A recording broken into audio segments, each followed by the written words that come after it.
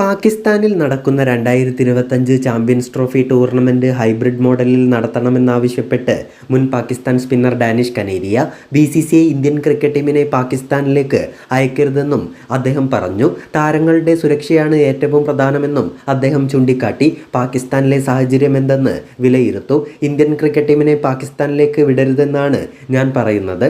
പാകിസ്ഥാൻ ഇതിനെക്കുറിച്ച് ആലോചിക്കേണ്ടിയിരിക്കുന്നു. ICC ആണ് തീരുമാനമെടുക്കേണ്ടത്.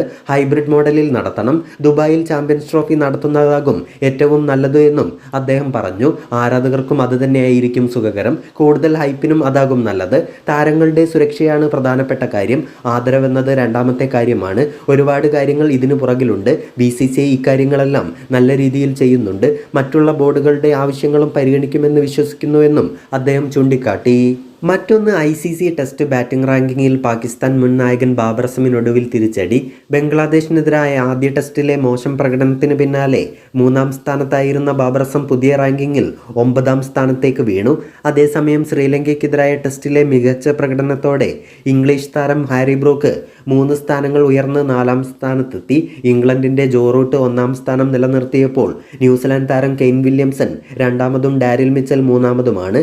Brook 4-ാം സ്ഥാനത്തെത്തിയപ്പോൾ സ്റ്റീവ് സ്മിത്ത്, രോഹിത് ശർമ്മ എന്നിവരാണ് തുടർന്നുള്ള സ്ഥാനങ്ങളിൽ. ഒരു സ്ഥാനം ഉയർന്ന ഇന്ത്യൻ യുവ ഓപ്പണർ യശസ്വി ജയ്സ്വാൾ 7-ാം സ്ഥാനത്തും 2 സ്ഥാനങ്ങൾ മെച്ചപ്പെടുത്തിയ വിരാട് കോഹ്ലി 8-ാം സ്ഥാനത്തുമുണ്ട്.